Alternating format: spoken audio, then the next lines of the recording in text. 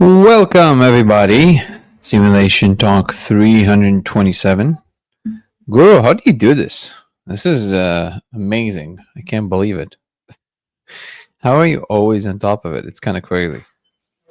Truly is remarkable. What up, Chant? Okay.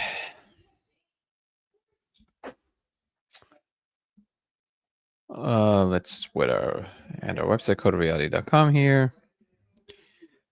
Welcome, everyone, while you're slowly coming in. And let me also start our live on Discord.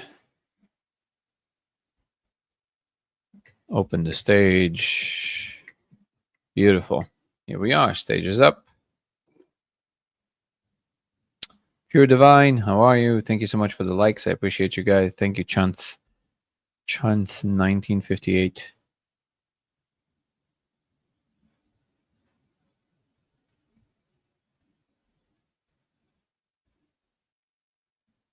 Aaron, how are you, my brother? Haven't seen you in a while. Marquine is here. Beautiful. Jackie, Jay's in the house. Welcome, everybody, to Simulation Talk 327. Appreciate the likes. Wherever you are, if you want to like the live, the algorithms love that. And if you want to join from Twitch, it'll be LaserX83 on Twitch. LaserX83. Reminder, we're trying to focus more on human experience-based conversations in the upcoming couple of months. Emphasize the human experience and what it's like to be us. Is it pleasant? Is it unpleasant? To what degree and why? Is there some conundrum you're having with other people in your life? Some big issue that everybody are talking about that you don't know how to relate to? Whatever it is, bring it up. How are you, Jay? Good to see you. And Jackie, how are you? Good to see you. Slowly people are coming in. Again, I'm going to remind you, if you guys want to help our Twitch, go to Twitch now and join from LaserX83. You can watch it there.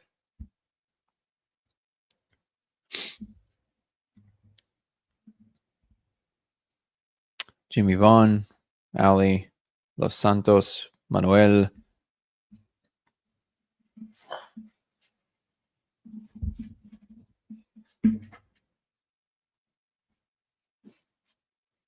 Hope you guys are doing well. Not necessarily psychology stuff, more what is it like to be us, having this experience? What does that mean? You know, there's a lot of emphasis on, what up, J. Paul, on Ciela and Power Off, anonymous threat music. There's a big emphasis on how do you get out of the simulation? What does it all mean in the grand scheme of things? But what is the implication about what it's like to be us inside the simulation? I think that's a very important question, and I want to tackle that more. Simulation and flat Earth, what's the difference? One is the simulation hypothesis, and the other one is a flat Earth hypothesis. That is the difference. One has different words in it.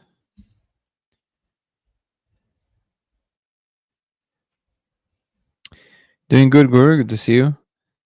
Consciousness container. That's a good way of saying it. I think it's a good one. I'm building a fort with my 4-year-old, so I'm in and out. FYI. Well, misaligned. Not going to be mad about that. It sounds lovely. The topic today, J. Paul, is whatever we make it to be. And we are trying to focus more on human experience-based conversations. So if you have any conundrum in your personal life, anything that you want to raise, something you really want to talk about, that happens in the world stage, how you relate to it, what it makes you feel, these kinds of conversations are the ones that I want to encourage more of in the upcoming couple of months. Welcome everybody joining slowly on TikTok as well. And thank you so much for the likes.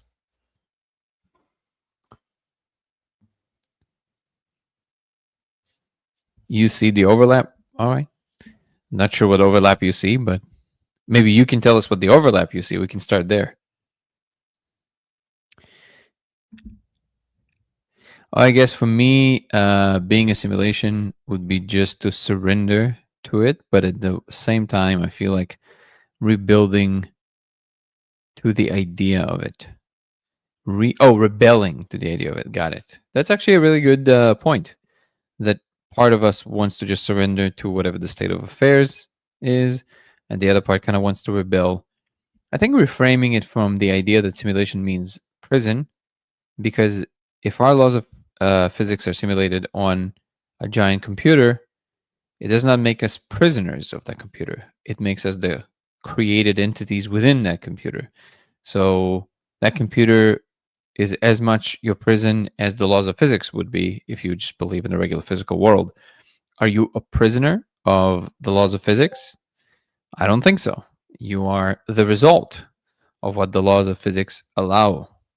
And that is exactly the situation we're in the computational world that we happen to live in, which is what everything is. So we're not prisoners of it. Therefore, there's nothing to overcome. We're simply the result of what happens when you run that program. Our decisions are not simulated, and it's completely open-ended. What is simulated is the environment only. That's a very important component. It's a really good point, CL. I appreciate you raising it. And if you guys want to come and join Discord, I can always bring you up on stage so you can share your ideas and talk about them. Anonymous threat music saying, basically saying some of the flat earthers don't. Wait, the whole message jumped on me. Sorry. Basically, some of the flat earthers don't believe in the simulation and vice versa. So, that's the correlation you find? Okay. I think flat earthers don't believe anything else but flat Earth. So that's just the common denominator between any other assumption about the world between them, and so it says more about the flat Earth people. And the reason that simulation theory people don't believe in flat Earth is because simulation theory people are predominantly and generally a lot more thoughtful and tend to not believe nonsense. So there's that.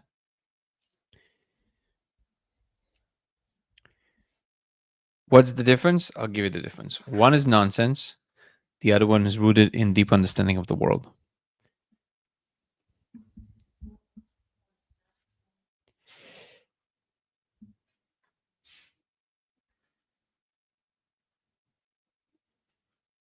What up, a boy, a moon star? Mybo saying to what you just said about trying to escape the simulation, I sort of always get this message back that says, why would you want to do that? So that not prisoner but design for us. Exactly. Tell you more about Jesus. I think today might be not the main conversation topic. Maybe it will come up naturally, but even though very often I find myself weaving some narrative or having some rhetoric underlying the whole conversation, I'm generally not just telling a story about something. It happens sometimes, but overall, we usually flow with the conversation. Today, it feels a little bit off topic, but if it's going to come up again in some organic way, then we might talk about it. J. Paul is saying, free and eternal consciousness now manifests into a reality limited to what the code allows.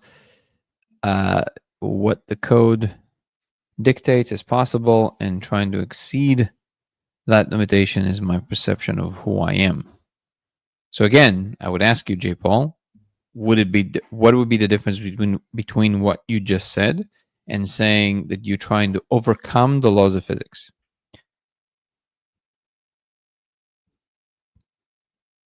Is the Earth flat or a globe in your dreams? Never dreamt of the Earth. Is somebody here under the impression that the Earth is flat? Do we have access to what the simulation is arising in? I guess the most fundamental level. What is the prior to experience? And are we that at our core?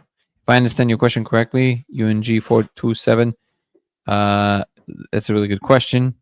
It's part of what I call the container problem. In other words, whatever it is that you're describing, what is it contained in? What up, pretty hippie? And then really the question becomes, is it simulations all the way up? Is it an infinite regress kind of situation? Or is there some fundamental base reality? I would say the computational world is in fact the most fundamental thing. It's true that there is simulations on top of simulations on top of simulations. Thank you so much, pretty hippie.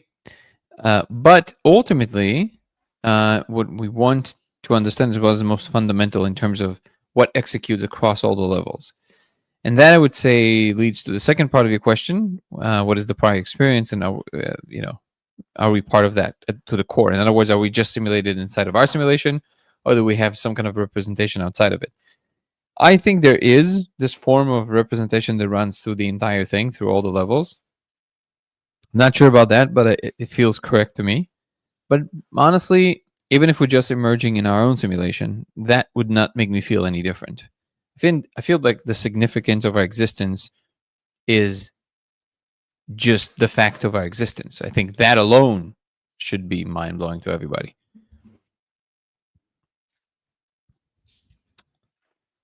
The Earth being globe is just a storyline like any other. I see. We strongly disagree. So basically, the whole human history where most people ever lived, and 99% of all the religion were wrong about free will. Yeah, that's what humans do best. They get things wrong. The creators could come out and say it's a triangle tomorrow, and that is always has been. There you go. Solved everything. So you have just dismissed flat Earth and all of those people that may believe that, but at the same time, you are selling simulation. Not selling anything. I'm providing proof. I'm not talking about a hypothesis or a theory. I'm actually providing a verifiable way to actually go and check. That's the big difference.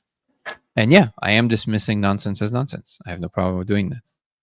I don't think that flat earthers are in the business of truth. I think that flat earthers are in the business of virtue signaling that they are cleverer than everyone else, and you can't put a fast one on. You can't pull a fast one on them, rooted in some trauma. That's my take on all flat earthers. Plus, it's just a fact that we all know, at least in this chat, that the Earth is a sausage. NASA already spoke about it, and then people try to cover it up. But we know for a fact that Earth is a sausage. So, can't be flat if it's a sausage. And since we know for a fact that it's a sausage, how can it possibly be flat? Come on. And barely anyone remember the globe. Then it becomes, okay, there we go.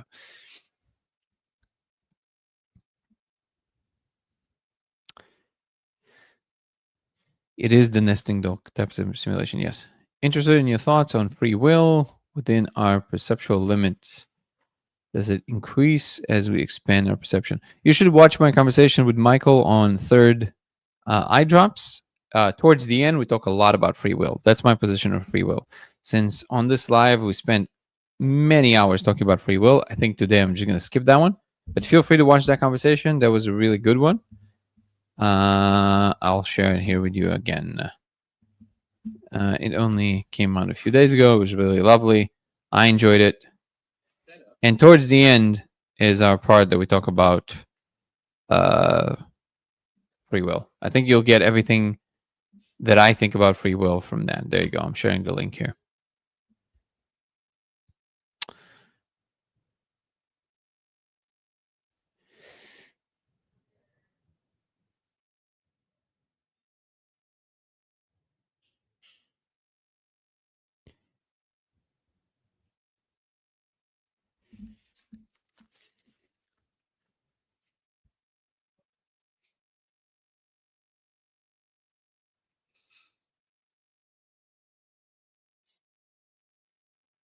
See how it's going to eat the earth. It's going to be great.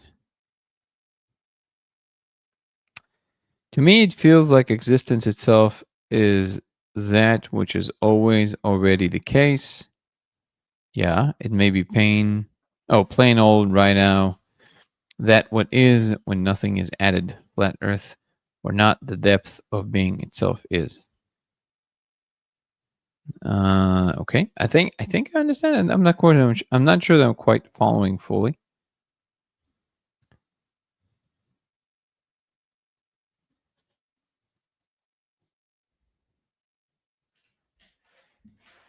So it's a sausage link, and not a flat sausage patty.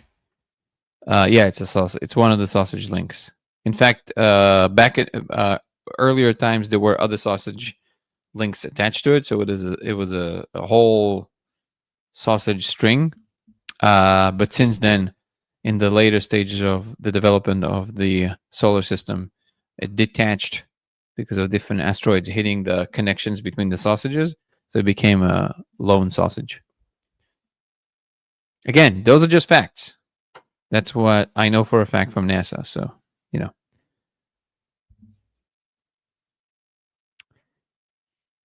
Maybe it's good old religion. All right, and you are the one who is being deceived by demons. No chance. There's a chance for everything. We can only go by what feels right to us. What do you think we can do more of in terms of further observations of the simulation and framework of reality? We have a certain tools and stuff, but the conversations often loop. Okay, so let me see if I can.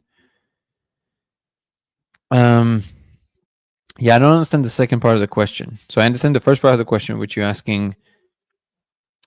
What do we think more of in terms of further observation of the simulation? So, like, what should we notice about it that will inform our worldview? Is that what you mean? The second part, I'm not sure what you mean by. If you can clarify that one. I don't think the code writers are necessarily of a loving and compassionate nature, more of a curious and mischievous intent to create maximum experience, almost to entertain versus nurture.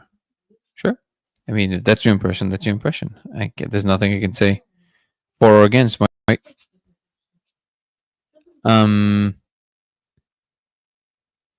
What do you think causes ghost somebody beings in the context of a simulation? I think that's a really good question. I think in terms of Nico, how are you, brother? Of this of a computational system, this would be, I guess, some multi-layered beings that are in between the computational steps layers. Not sure though. It's hard to say, but I wouldn't. There's something very interesting to investigate there for sure.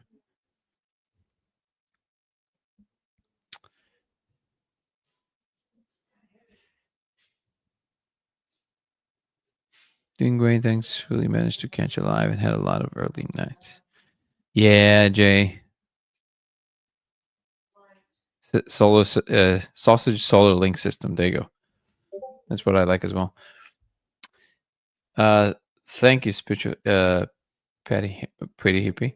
If anybody wants to come and chat about anything, feel free to do so. You can also come on Discord. You can find the link to it in our description.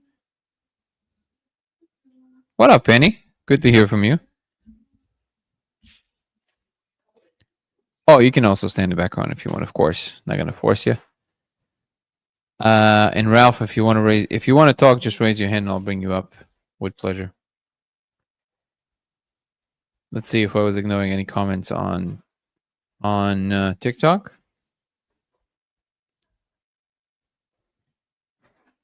Hey, sorry, I think I was muted. Oh yeah, it was. I thought it was on purpose. How are you doing? Sorry. So I wasn't going to talk today, but your topic made me think of something that I've been thinking about quite a bit lately, about human condition that I wanted to raise. Maybe nobody else will find this fascinating, but I did. So it's maybe a little different than what you had in mind, though. But I was reading my 10-year-old book about like bodies and where kids come from and all that stuff. And it had 3 facts in it that I didn't know. I found Wait, really fascinating. Can you hear me okay? You were cutting out for a second, but I'll mute myself to see if it fixes it. Okay. Let me get closer to my router. Or my modem. Can you hear me now? Yeah, I can hear you perfectly fine. Okay, great. So is it okay if I share these? Absolutely. Okay, great. So here they are. So one, and sorry, this is like a little like 7th grade like health class, but so the first is that women are born, I guess I knew this one, but women are born with all of the eggs that they will ever have. And you can actually see them. They're like smaller than a poppy seed, but they're visible. 2, what most people think is that when, their sperm goes to meet the egg, that whatever sperm gets there first wins, but that's not the case. They actually hang out around the egg for up to days, and then one of them is drawn, and they're not sure why, but one of them is like chosen, and that one enters. And the third is that when a sperm fertilizes an egg, there is a spark of light, and that spark of light is directly relational to the viability of the zygote. So the brighter the spark, the more likely it is to develop into a baby. And they use that in like in vitro fertilization, I guess, as a measurement. And I found all of those things like just really interesting about the human condition, and say that that's part of the programming or whatnot in the simulation. I just think it seems much more intentional than it felt before, like our condition. Specifically, this light, by the way, is it's actually a chemical reaction that kicks off, and that light is taken as a thermal image, so it's releasing heat. And I think every chemical reaction in the universe releases heat. But I mean, maybe I'm making it less beautiful. I still think it's very beautiful, that inception of life, or the insemination of an egg. But I've seen a lot of memes about that being like the start of life. Like a lot of pro-life people have been using that as like that's the moment, right? And to be clear, I don't mean to imply that at all. Just no, and that's fine. I mean, yeah. I just wanted to kind of say that, but I do appreciate it very much still, as a thermal signature of like a chemical reaction. So I looked into it a bit more, and it turns out that the specific chemical that they say it is zinc that releases it. But to a certain extent, I kind of don't care that it's a chemical reaction, because it's kind of like I don't like one of my epistemology professor in college said, it's they have these monks meditating and reaching these states where they say they feel God everywhere, and then they say, well, we figured out how to hit a certain point in your brain that will give that feeling too. So what does that mean? Does that mean you're just it's nothing? And it's like, well, no, because if you can push a point in your brain that shows you the color red, that doesn't mean the color red doesn't exist, right? Yeah, exactly. Like, I don't know. Yeah, no, it's exactly right. I would agree with that. But I do, but there is, I mean, obviously it's not like, is it insulation that causes that spark? No, unless maybe the soul's made out of zinc, I don't know. Oh, insulation from the word soul, like insoled. Yeah, I mean, it's, I think ultimately is what is the significance of this, right? So like the significance of this is that we kind of see something more magical than science would like to admit exists. I think there's a lot of reasons to think that, right? That science doesn't really let a lot of stuff that we know is way more wondrous than science lets on exist. But I think the argument around whether this is the instance that something enters the picture probably would be answered in our lifetime. I personally don't think that there's anything that is real that is outside of reach of knowledge. I don't think that's a thing. I think that's actually the idea that there's always that there's going to be always something that you will never know. That to me is actually just another idea, right? But I think that anything that is possible to know eventually will be known, and in that you would be, on the one hand, discovering the mechanisms that you were not aware of before. On the other hand, I think it would feel make life feel more majestic, not less majestic. And that's a matter of attitude towards it, not so much knowing it or not knowing it. Because what Michael Levin is doing touches directly upon that. I think that what we would call the soul, it is that signature that Michael Levin is now discovered, which is basically a biochemical signature that actually remembers and is responsible for actual compute in organisms, and he can take it and move it to another organism. He does this, right? So I think that maybe we can actually discover whether whatever mechanisms are happening before that moment in biological tissue are attached or exhibit any interaction with that biochemical signature. And if it doesn't, does it start interacting with it after that flash? If so, then I would say this is very, very significant. It's all like these answers are knowable to my mind, but they do not remove them from the magnificence of the reality of it. Would you agree with that? Sure, for sure. Yeah. What was the other facts that you found interesting in that book? Oh, it was the other two. The other two was just the sperm, like that one of them is like chosen, and then also that there's a woman is born with all the eggs that she will ever have. Because it just seems like I've always thought that. So I was a complete. I mentioned this before, materialist atheist until like not that very long ago. So all of anything beyond pure nihilism is really wondrous to me right now. So it just seemed very. I always thought that everything about me was accidental. And I could be one of any million people that were born from my parents, but actually it's not true. It's not true. Like this seems very intentional in some way. You know what I mean?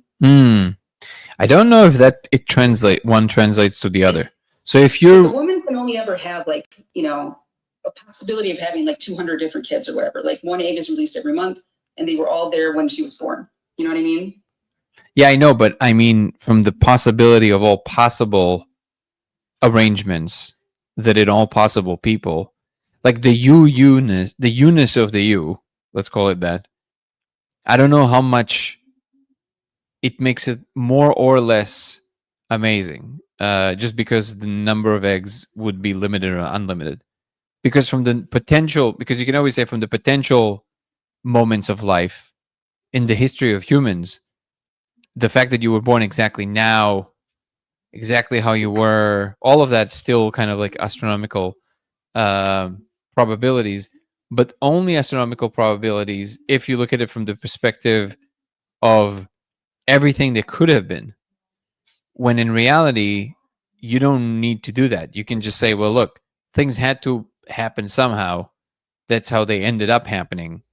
I forget who gave this example, but it's like if you have a bunch of cables under the table, and they're all like just like arranged in this weird way. If you're looking from the perspective of any particular cable, you say, what are the chances it would be exactly this way, laying exactly this angle under this cable and then above this cable? What are the chances?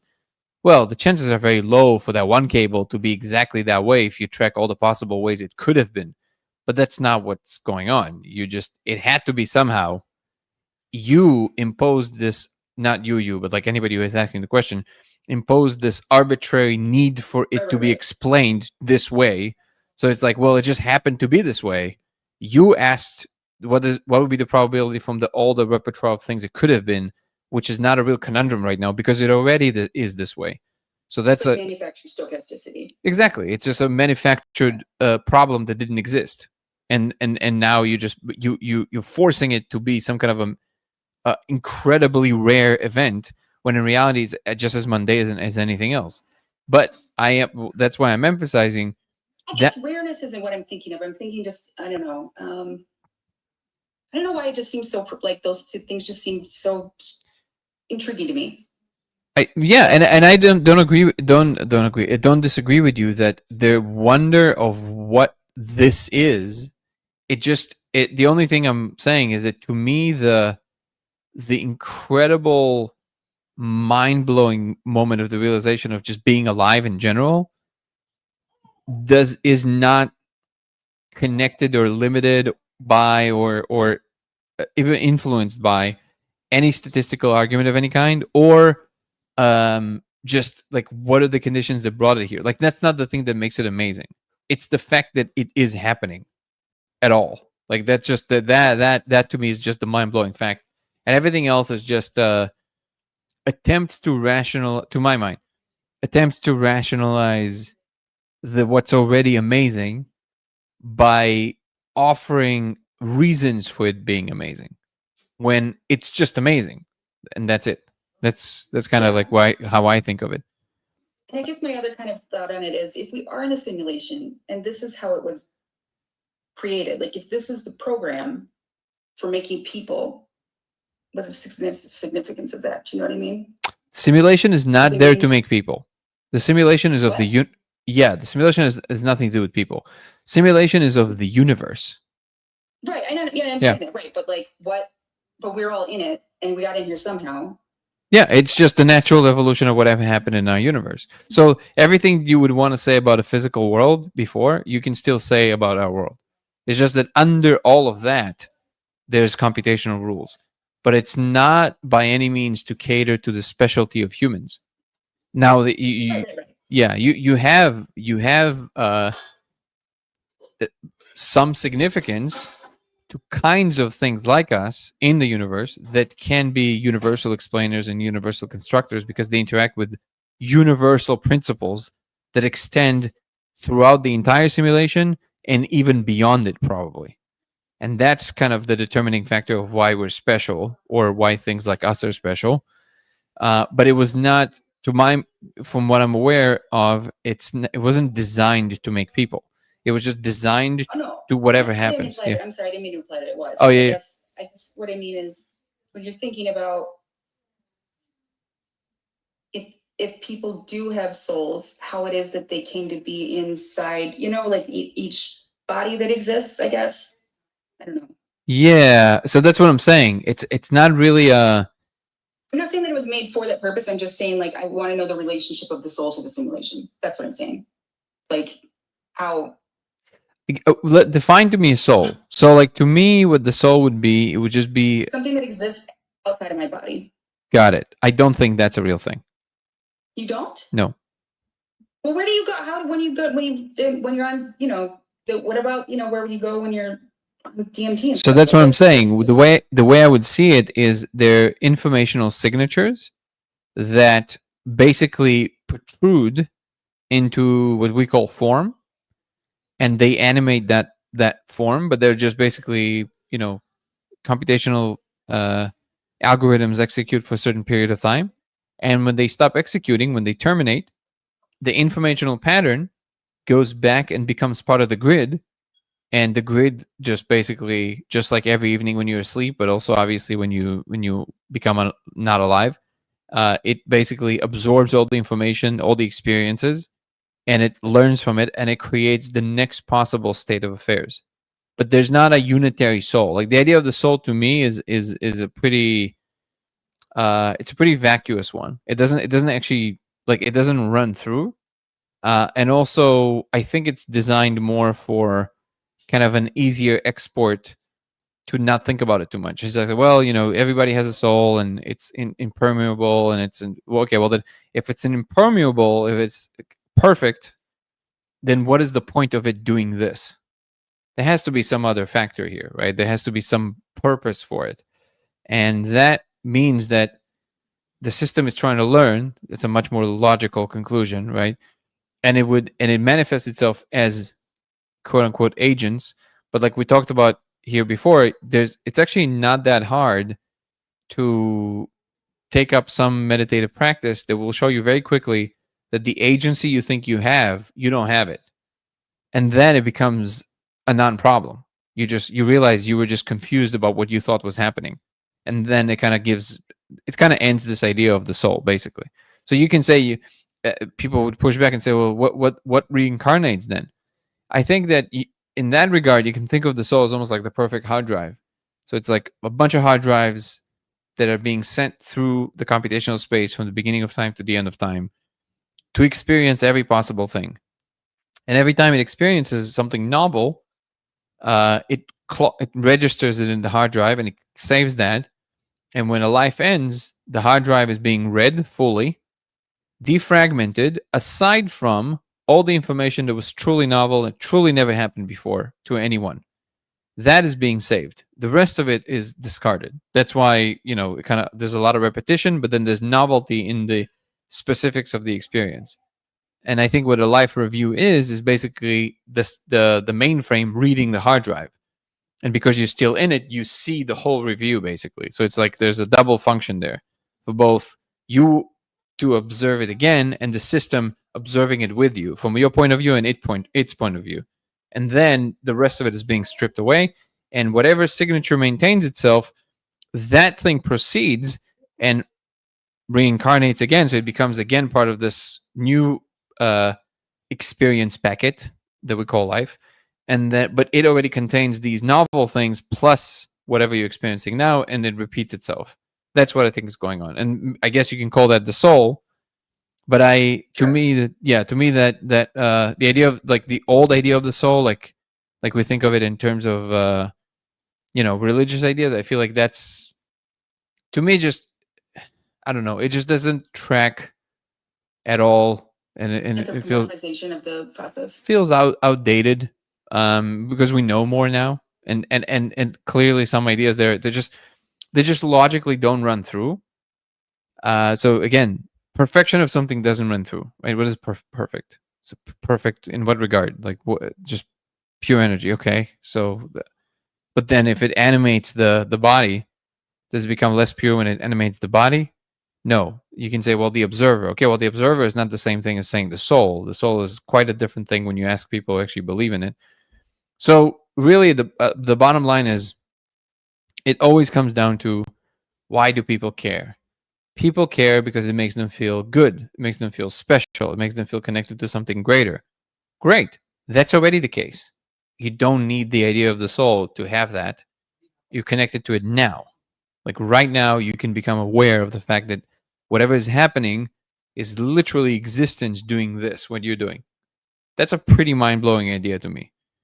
And if people care because there's something riding in it for their salvation or the way they feel about the world, and without that, they're going to feel depressed, I'm the last person to try and take it away from them. But if people ask me in terms of, oh, do you think that's actually what's going on? Well, then I'm obligated to tell the truth, which is, no, I don't think so. I don't think that's what's going on. It's a very simplistic way of looking at it, and I don't think it really runs true at all. All of that with, of course, the caveat that I can be absolutely wrong, but it's just, I can't entertain that seriously if I look at the specifics. Ooh, fighting kidney stone. That's not fun. I will ask you a question, because you moved from this more, well, a very kind of atheistic perception, and everything was kind of empty, right? Mm-hmm. And then you now discovered that through experience that there's some merit to some of the claims that people made. What does that do for you? Just like it rings true to you and it feels right in your being? Is that kind of the thing? Is that the way it resonates with you? The idea of a soul, or Yeah. like the whole The idea of the soul.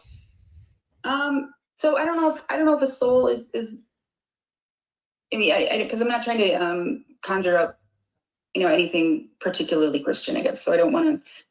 Oh no, forget about Christian. There's other ways in which you can. Any kind of non-material meanness, I guess, like whatever I am that is not in my body that would in any way continue afterwards, I guess. I mean, I don't want to say, I don't think Penny is going to be out there, necessarily. Yeah. But I guess I don't.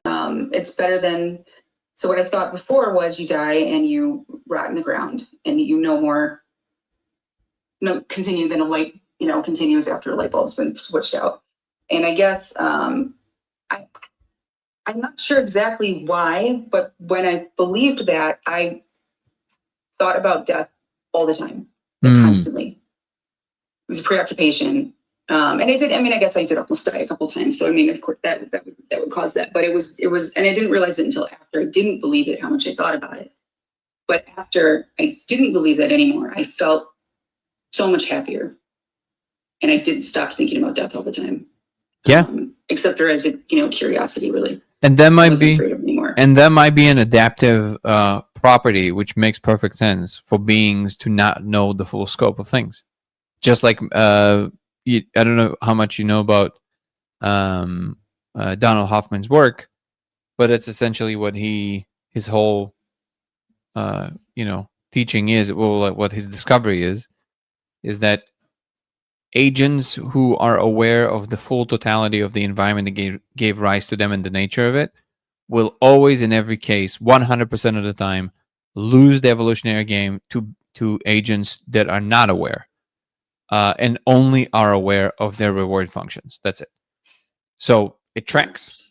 Now, maybe some people are just designed differently. I can't live without that. Like I can't pretend to know anything any less than what I know to be a fact, or what is a very deep, salient truth to me. Even if, like when I was fully faced with, yes, we're simulating you guys, it definitely had like a gut punch. There was like an ontological shock there that I didn't think is going to be there, but it was there. I had two choices. One, you suppress that. The other one, now that you know it to be true, you have to fold it into. You have to allow that to be informative in your mapping the rest of the world. Now, given that's a very out there experience that not everybody gets to have, but I think very often when I hear people say certain things about their experiences, I hear the kinds of moves that would resemble suppression more than acceptance. Like they immediately go back to the closest other frame they had, and they refuse to accept what they now know to be true. And I think that's just, to me, that's not a possibility in the way that I'm constructed. But you're in good company. It might just be the case that knowing too much about the thing that gave rise to you might actually be, for most people, more disturbing than helpful. And that just might be a true. And by the way, if we do know this to be a fact, ultimately, I'm totally okay with creating frames that are, sub true, because we know that it just creates too much dissonance and not harmony. So, and that I'm totally okay with that. There was something here that was both in what you said and at the same time something that was said here in the chat, and don't know why my brain is making it not available to me right now. Because I know exactly what you mean about the kind of, you just relax into it.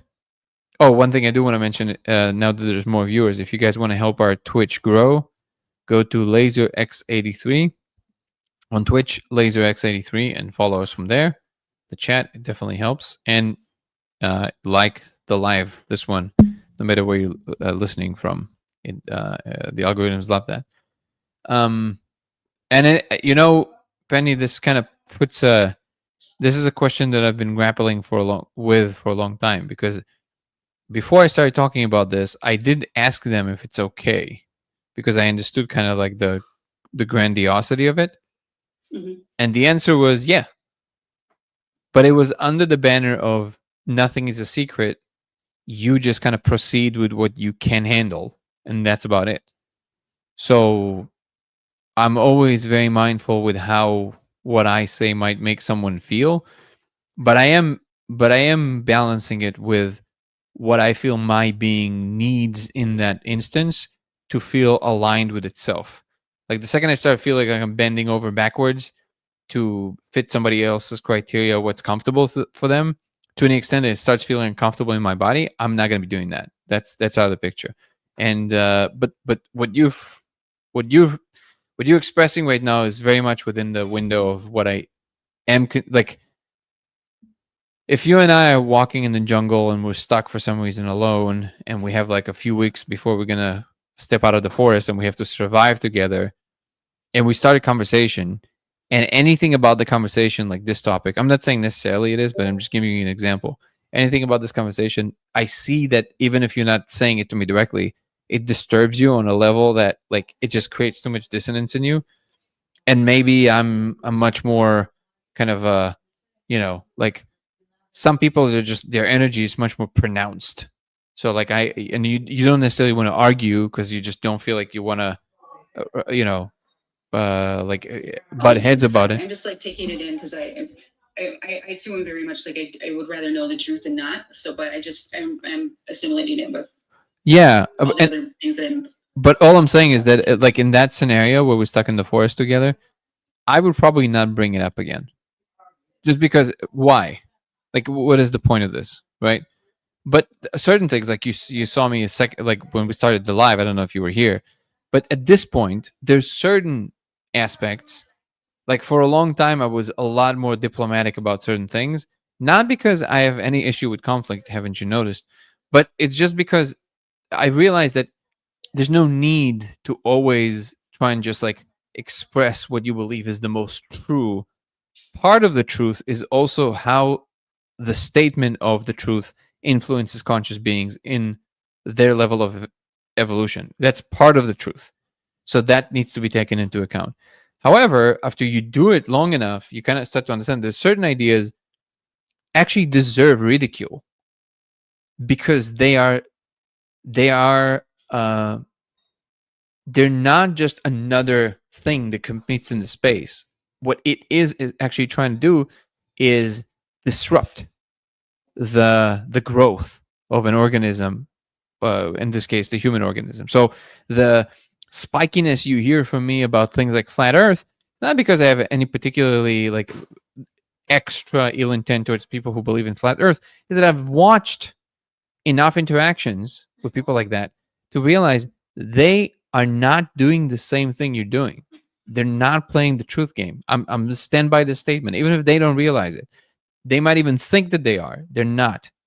Their A game is not finding the truth. Their A game is to signal to themselves and the world. It's a protective mechanism to say, I am so sophisticated, because they're afraid of what's behind the corner. So they putting up this wall of, oh, look at me. I know this thing that everybody's like, I'm going against whatever the man says.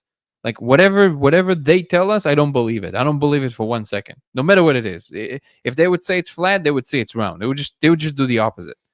That's what they're playing. And it's fine. But at a certain point, when you see that it's an impenetrable ideology, because it has nothing to do with looking at it. They never look at what it's so absurd to even bring that up, right? The fact that it's even a point of conversation. And at a certain point, you just go, okay, I'm not obligated to entertain every single thing that people think that might be true. It's on them to go and investigate the world enough to understand why people are ridiculing them. And if they don't care about that, that's fine. That's a choice they also make. So there's always kind of, there's things that fall in that camp, and there's other things that fall in another camp. Not all truth claims are created equal. It's really simple.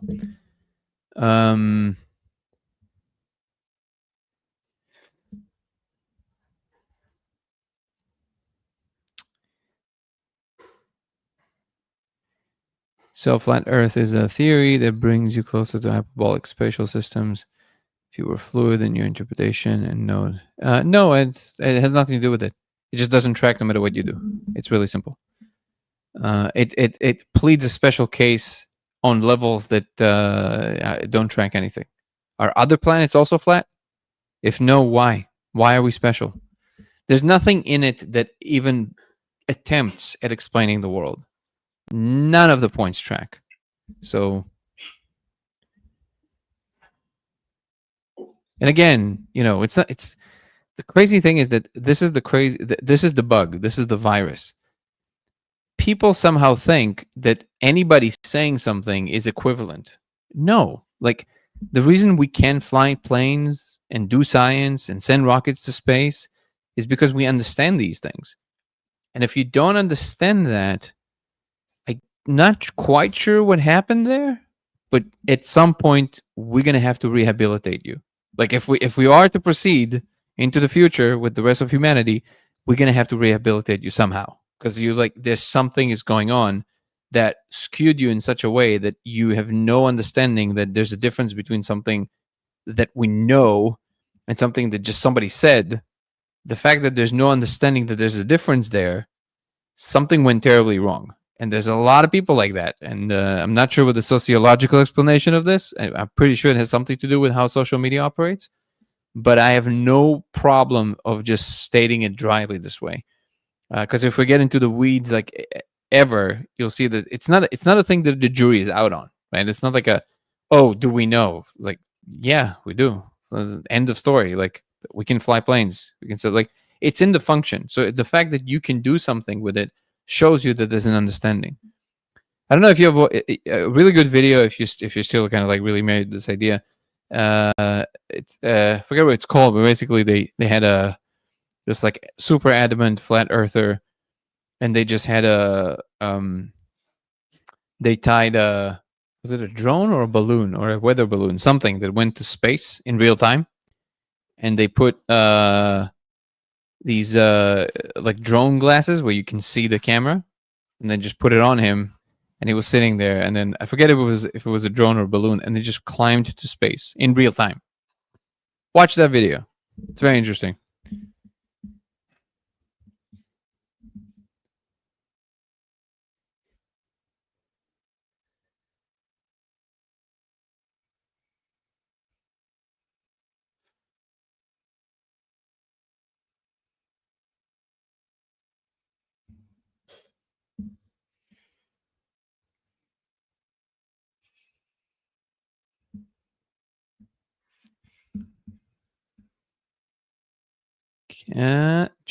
Let's see. If we can't see sunlight that misses the moon at night, that means we can't see light traveling only at its source or endpoint, or starlight can be traveling. I do not understand the comment. If you want to clarify.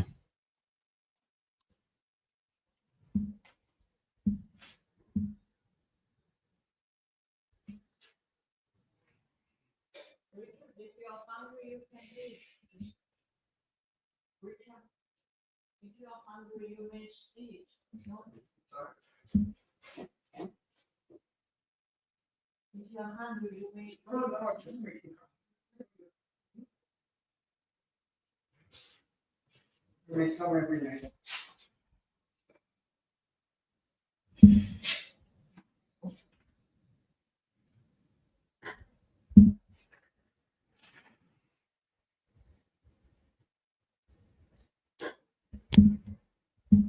Trying to go through the comments as fast as I can.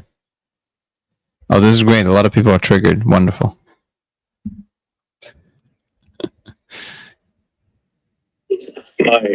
I have cousins in Peru who tell me that it's an American thing.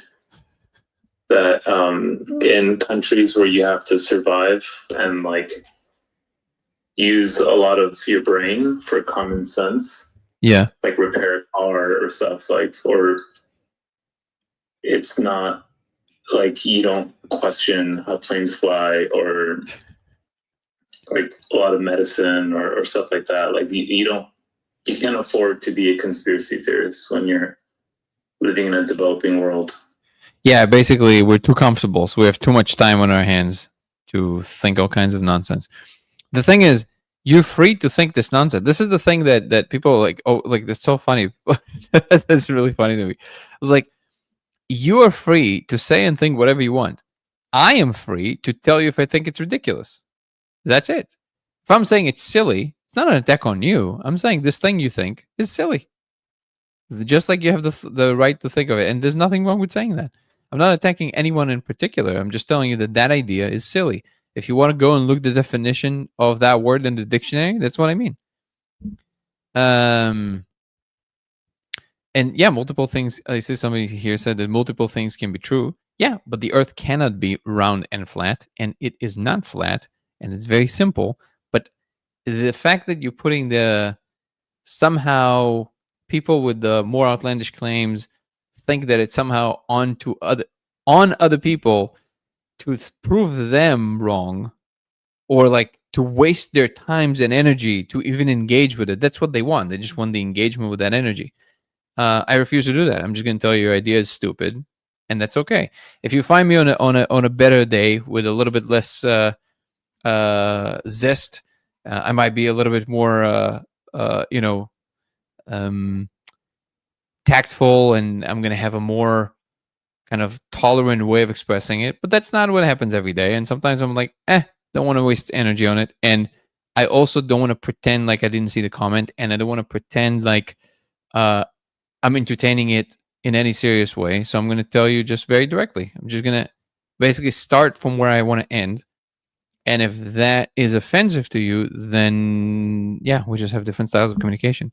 It's never offensive to me if somebody tells me that what I think is silly. I'm going to ask them to explain to me why they think it's silly. But usually I'm also not going to bring to the table something I haven't thought about like very deeply. And that is the minimal respect that I think that beings like us can pay to each other.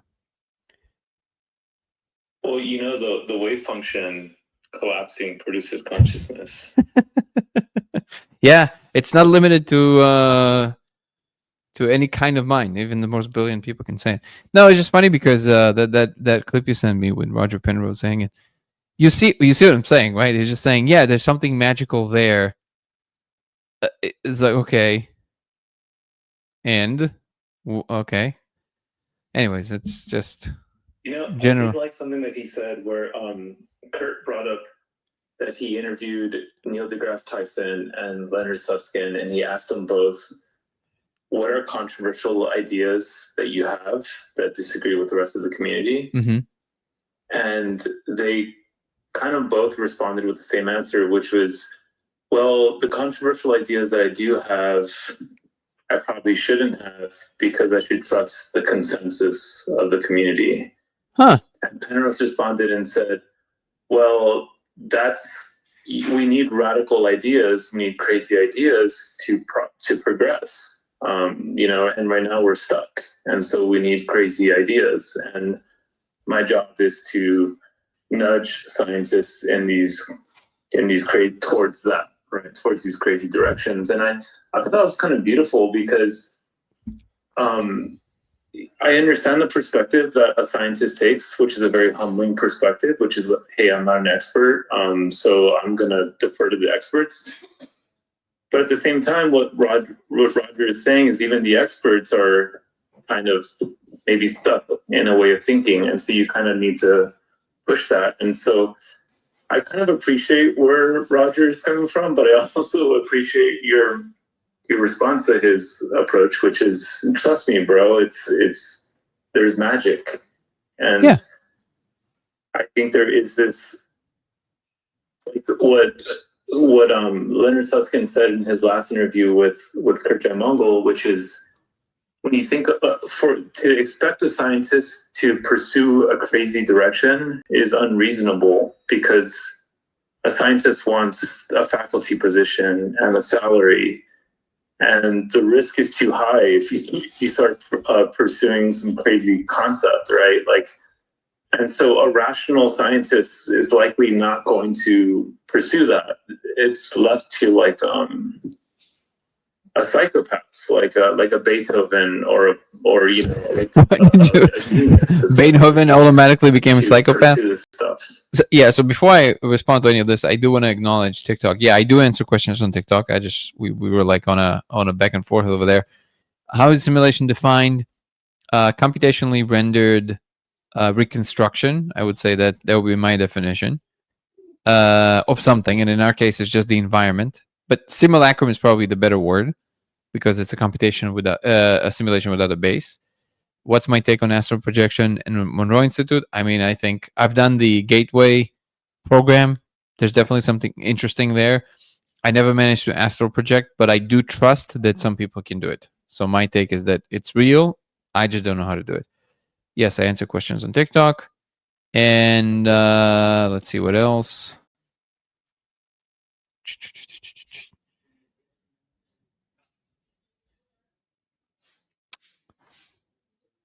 Oh, I think that was it. Okay, cool. So you guys feel free to ask more questions.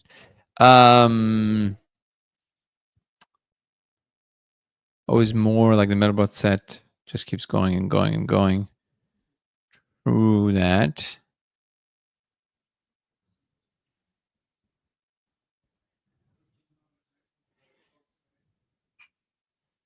Yeah, bait creation. Of course I can be wrong about that. But that's my best assessment of my position, of how I perceive the world. What is the most fundamental truth about reality? I think without trying to sound too, mysterious or airy fairy, I mean this in the most technical sense. I think the truth, the closest thing you can say to any kind of ultimate truth that a human can perceive is that if you truly manage to access what the Buddha called the present moment, like really the now, you are the closest to what in fact is. And that's just by definition. Before you start creating ideas about it, before you have things to say, before you project, then you kind of with whatever in fact is happening, whatever the universe is ultimately, I think some of it is the truth of that is available just directly by experience right here, right now. The caveat is the second you start trying to say something about it, you by definition subtract what it really is. And this is something that a lot of people disagree with, and I completely understand the disagreement, but that's my take. That would be the closest to something that you're actually interacting with that is in fact true.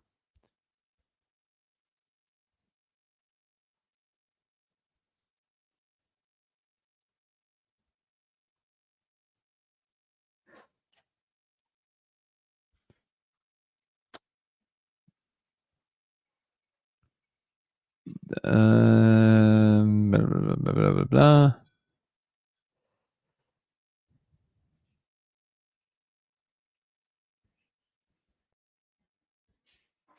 Oh man.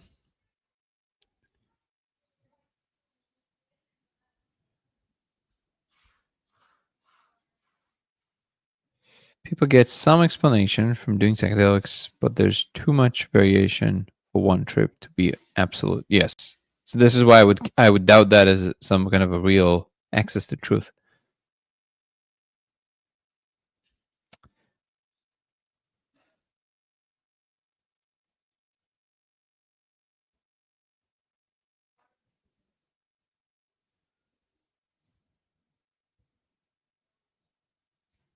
Wonder how we can explain how we as humans are able to leave the body with astral projection.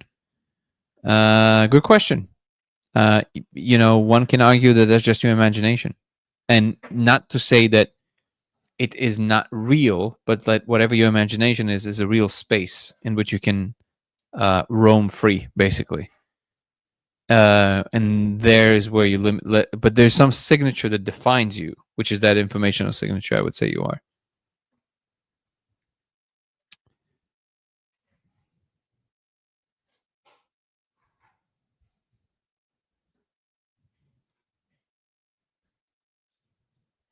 Okay, let me go to the bottom of this. In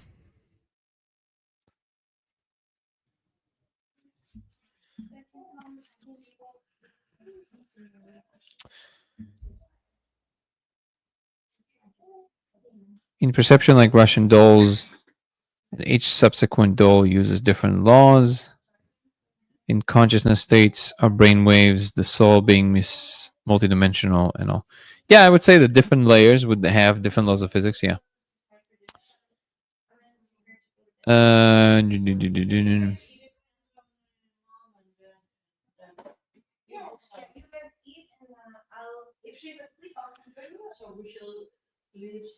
All right. So I'm scared to do it because I don't want to know deeper truth. It shows me. What do you think about that?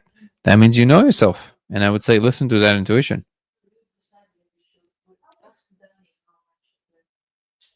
Is it my opinion that we cease to exist after being unalived? What you are now, yeah. There's something that precedes, but it's not what you are, or what you perceive yourself to be more accurate. But there's ways to penetrate through that even while you're still alive, by the way. What up, Kevin? How you doing, brother? How was today's session?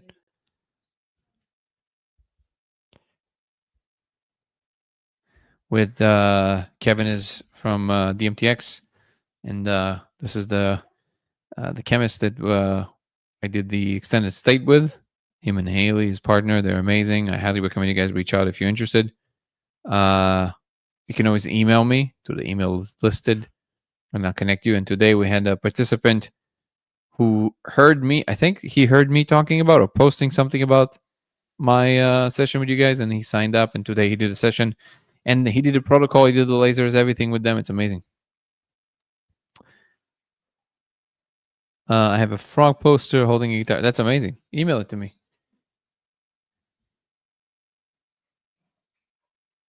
Wait, someone did the laser experiment with DMTX? Yeah. Well, with Kevin and Haley, the people who did, we did the experiments with.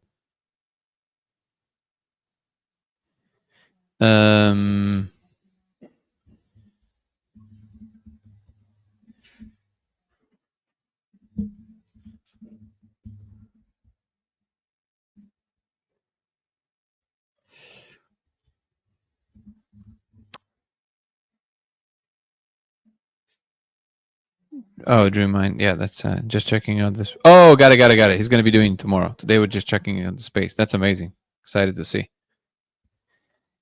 All right. Just reminding you guys again, our Twitch account is LaserX83. If you want to follow from there. How can we benefit from your Laser Simulation X? Not sure yet. We're still investigating this. So far, I would say investigating of what reality really is, that will be it. But in terms of immediate personal gain, I cannot say. I could say. All right. I think if you watch Danny's talk with IPI letters, I thought the way that I thought the conversation was going to be about core, but you kind of smuggled a framework into that talk that I think is the kind of bigger outcome of it, which is cognitive physics, which is not throwing away the observer as kind of classical science tends to do. And I feel like that is a really cool framework that we should try to run with, because I feel like that is that's where we're headed. When you listen to all of these great minds talk about it, it seems like that's the direction everyone's pointing. My email would be laserx83. Sorry, lasersimulationx@gmail.com. lasersimulationx@gmail.com. One more time, all one word. lasersimulationx@gmail.com. And yeah, I take this point actually, Nico. You're right. This framework does come up to me as relevant, but I feel like it's just generally that we should reframe the perception of science in such a way that does not exclude the observer from the picture, which of course is a lot more challenging. I just shared the link on YouTube. If you go to Dango Thoughts, DANGO Thoughts, and watch the live from there, you'll see it in the chat. I put the link to that conversation, or you can just go to my channel, Dango Thoughts. Go to what is it called? Collaborations or whatever it's called. Yeah, collaborations tab, and it's the first talk in collaboration because it's the latest update called Cognitive Physics and the New Horizon of Knowledge. Cognitive Physics and the New Horizon of Knowledge. What up, DMT Psychonaut? Oh, and John, how are you? I just saw you were listening. Anna, good to see everybody. Okay, so yeah, I take that, brother. I appreciate that reminder. But it's something that obviously I only now started talking about it more openly. Did you ever talk with Rick Strassman? Sorry if you already answered. No, not directly, but Rick gave us a permission to use some of his footage in the film from interviews and stuff. So that was cool of him.